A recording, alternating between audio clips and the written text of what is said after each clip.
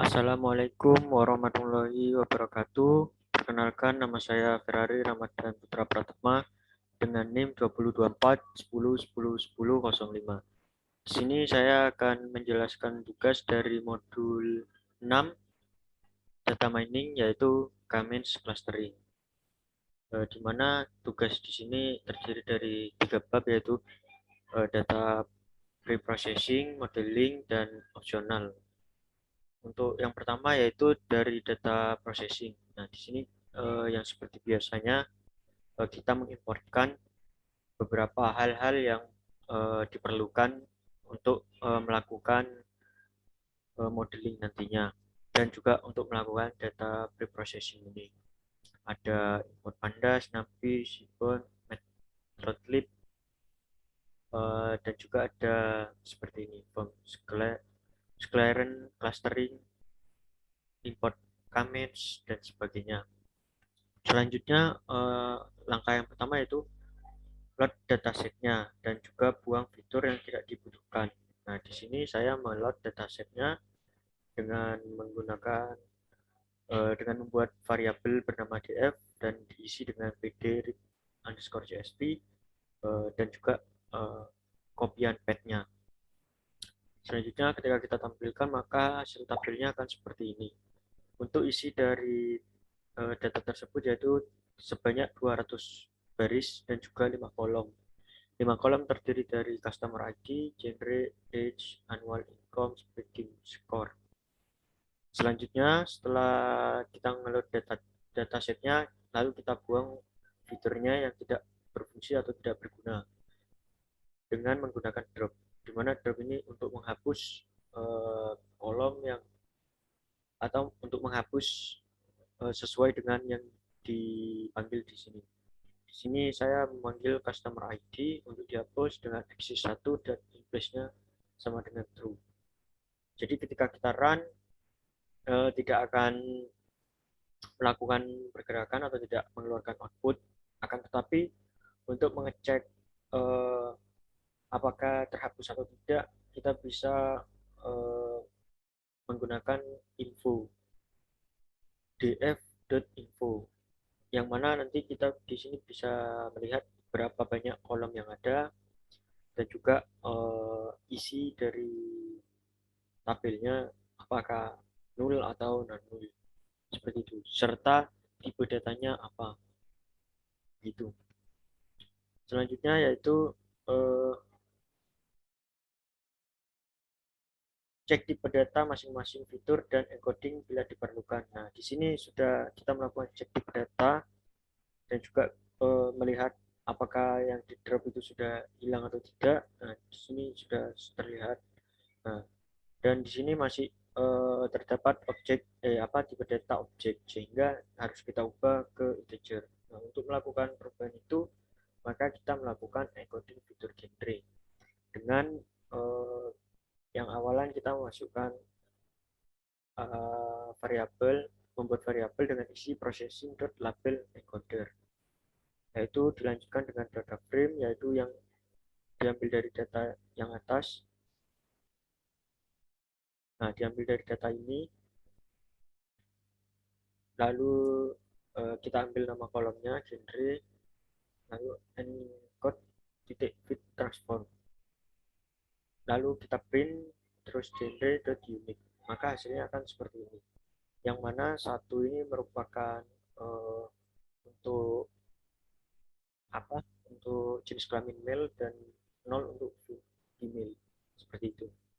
Nah, maka ketika kita print atau kita cek untuk melihat datanya apakah sudah berubah atau tidak, maka kita print df dengan membuat variabel df encode untuk merubah encode-nya, lalu agar juga data aslinya tidak hilang, maka kita membuat variabel baru seperti ini. Maka hasilnya atau outputnya akan seperti ini, dan kolomnya juga sudah 4 dan isinya tetap 200. Selanjutnya yang nomor 3 yaitu kita mengecek data null dan juga data duplicate. Untuk mengecek data null dan data duplicate, untuk data null terlebih dahulu kita menggunakan data frame yang baru ini, yang sudah kita buat yang sudah kita ubah genrenya, tipe data genrenya dengan df underscore encode dot is null titik sum. Nah, maka hasilnya akan seperti ini. Nah, ini jika terdapat data null, maka ini akan muncul berapa-berapanya. Tapi karena ini datanya semua terisi, maka genre, age, annual, income, speed, score, semuanya terisi, maka ininya value-nya adalah 00. Selanjutnya data duplicate. Nah, untuk melihat data duplicate, kita menggunakan codingan seperti ini, yaitu df underscore encode dot duplicate titik sum. Nah, dimana kenapa saya menambahkan ini untuk mengetahui berapa yang data duplikat yang ada, karena jika tidak ada ini maka munculnya akan nol saja. Untuk meminimalisir itu maka saya membuat seperti ini. Nah, maka hasilnya nol karena tidak ada data duplikat di dalamnya. Seperti itu. Jika memang ada data duplikat dan data nol, maka harus melakukan handling miss value dan handling duplicate. Tapi karena berhubung tidak ada, maka kita loncat. Selanjutnya yaitu di data kelima, yaitu cek data outlier dengan visualisasikan dalam box plot pada masing-masing fitur.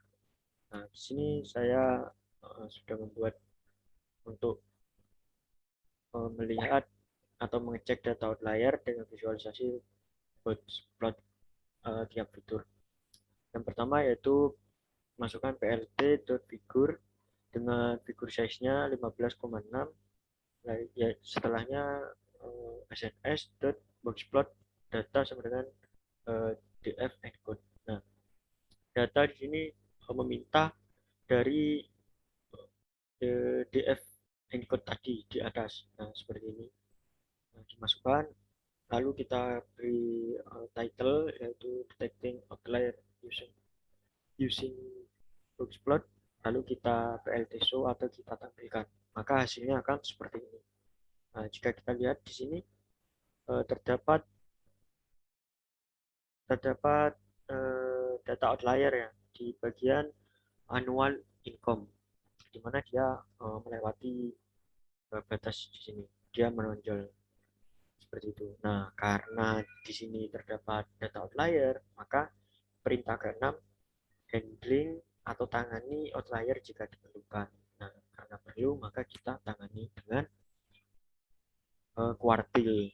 Di sini perhitungan kuartil. Nah, kita membuat variabel kolom dengan dari data encode, kita ambil kolomnya yang bernama annual income, lalu kita tetapkan kuartil satunya, kolom kuartil 0,25 dan kuartil 3 kolom dot kuartil 0,75. Lalu kita print Q1-nya dan juga Q3-nya. Lalu IQR sama dengan Q3 dikurangi Q1. Maka seperti ini. Nah, untuk gambarannya akan seperti ini. Nah, untuk outlier lower limitnya akan ketahuan min 13,25 dan outlier upper limitnya 132.75 seperti itu. Selanjutnya setelah melakukan hal tersebut, maka kita cek untuk outlier tadi, annual income-nya yang sudah kita perbaiki, kita cek apakah perhitungan tadi sudah masuk atau belum. Saya membuat variabel mal no outliers dengan isinya df encode copy. Mal no outliers call lebih dari lower limit dan kolom kurang dari upper limit.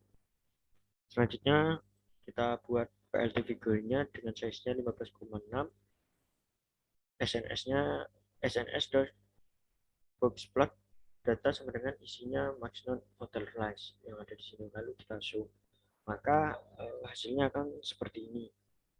Dia sudah tertangani seperti itu. Selanjutnya yaitu melakukan korelasi antar fitur dengan visualisasi heat map. Nah, di sini saya menggunakan df account lagi dot columns dengan columnsnya genre, age, annual income, speeding score.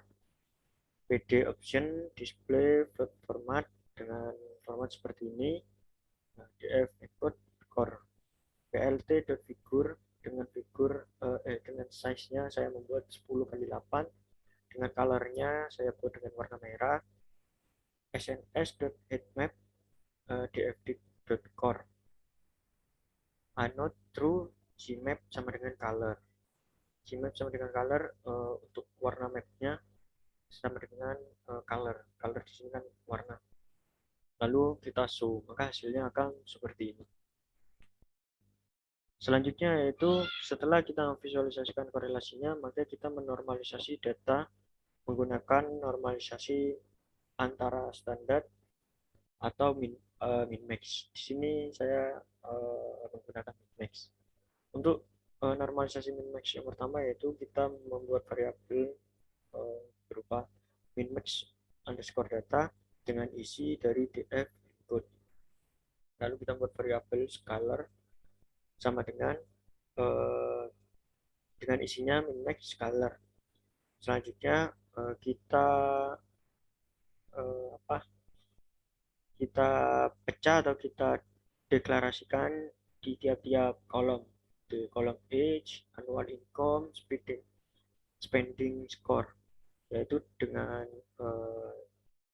codingan scalar fit min max data dengan isinya kolom age. Min max data dipanggil lagi dengan kolom age sama dengan scalar transform min max data age. Nah, ketika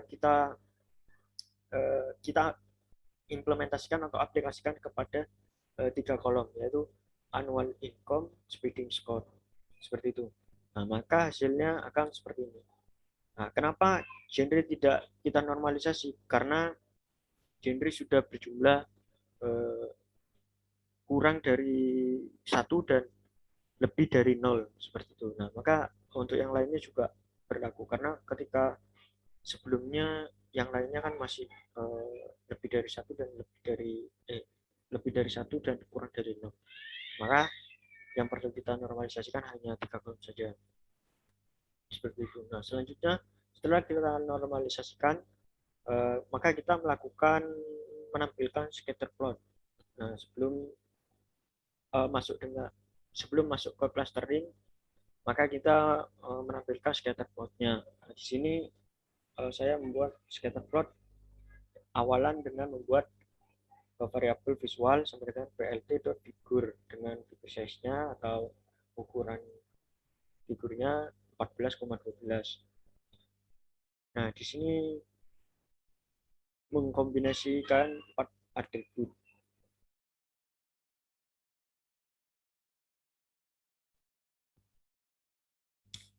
yaitu maaf sebelumnya di sini saya membuat dua dua fitur berpasang-pasangan seperti genre dan age, genre dan annual, dan genre dan spending. Seperti itu. Ya, maka di sini kita tuliskan dulu subplotnya berapa, lalu kita buat title-nya, lalu kita masukkan perhitungannya sns.scatterplot sama dengan dalam kurung data sama dengan min max data genre age tabelnya genre. Nah, ini diimplementasikan sama kepada yang bawah-bawah, maka ketika kita akan hasilnya akan seperti ini. Selanjutnya untuk yang bagian age and annual, di sini saya membuat hampir sama codingannya dengan yang di atas, hanya saja kolom yang dituju berbeda. Jika ini age dan annual, age dan speeding, annual dan speeding. Nah, kalau ini genre age, genre annual, genre spending. Nah, di sini juga terdapat perbedaan di X dan Y-nya mengikuti pada title di atas seperti itu. Maka ketika kita run hasilnya akan muncul seperti ini. Selanjutnya kita masuk ke tahap modeling. Nah, tahap modeling di sini yang pertama yaitu saya membuat variabel data proses dengan isinya min-max data kopian dari min-max data. Lalu saya run, maka hasilnya akan seperti ini. Selanjutnya, setelah membuat itu, petunjuknya yaitu clusterlah dataset dengan nilai K345 dengan atribut annual income dan spending score, serta tampilkan scatter plot setelah clustering dengan centroid masing-masing cluster. Maka di sini saya langsung menggabungkan 10 dan 11, yaitu mengklasterkan dan juga menampilkan scatter plotnya. Untuk yang pertama yaitu membuat variabel proses dengan isinya data proses yang terdapat isi kolom annual income dan juga spending score. Lalu di sini saya membuat perulangan for k in 345 dengan k-min sama dengan isinya k-min sama dalam kurung n cluster sama dengan k. Prediksi sama dengan k-min dot fit underscore prediction prosesnya ngambil dari sini. Lalu plt.scatter proses annual income dan proses spending score, serta plt.scatter comments.cluster center titik 02 comments cluster center titik 2,1 dan markernya saya buat menggunakan bintang dengan warna merah dan juga labelnya saya buat centroid. Nah, untuk p.legend untuk menampilkan peta serta pltsu untuk menampilkan, maka hasilnya akan seperti ini visualisasinya. Selanjutnya yaitu tentukan manakah kata terbaik jika dilakukan analisis secara visual. Nah, jika dilihat dari ketiga tampilan atau dari ketiga visualisasi ini, maka menurut saya kata terbaik itu ada di K5, yaitu yang paling bawah sendiri. Karena kenapa? Di K5 ini untuk pengumpulannya dia sudah mengumpul sesuai dengan centroid masing-masing. Tidak, penyebarannya dia memusat pada centroid masing-masing. Jika kita lihat di K3 sama 4, dia masih seperti kuning, dia masih menyebar kemana-mana, yang biru juga, yang juga, dan ini masih terlihat penyebarannya. Nah, tapi ketika di K5 dia sudah mulai mengumpul pada sentroidnya masing-masing, terlihat sangat jelas seperti itu. Selanjutnya untuk soal opsional, saya mengambil satu soal saja, yaitu lakukanlah implementasi elbow method untuk mendeteksi kata terbaik. Yang pertama, kita membuat variabel WCSS untuk menampung list. Lalu saya membuat perulangan for k in range dari 1 sampai 10. Comments sama dengan comments and cluster sama dengan k. Comments.fit isinya data proses. WCSS.append comments in inertia. Selanjutnya yaitu PLT figurnya saya buat 12,6 ukurannya. Plotnya range dari 1 sampai 10, WCS markernya 8, colornya blue atau biru. X labelnya saya buat number of cluster, Y labelnya within cluster sum of squares, dan titlenya yaitu elbow method. Maka ketika kita run, maka hasilnya akan seperti ini. Mungkin itu saja yang bisa saya sampaikan, kurang lebihnya mohon maaf. Terima kasih banyak. Assalamualaikum warahmatullahi wabarakatuh.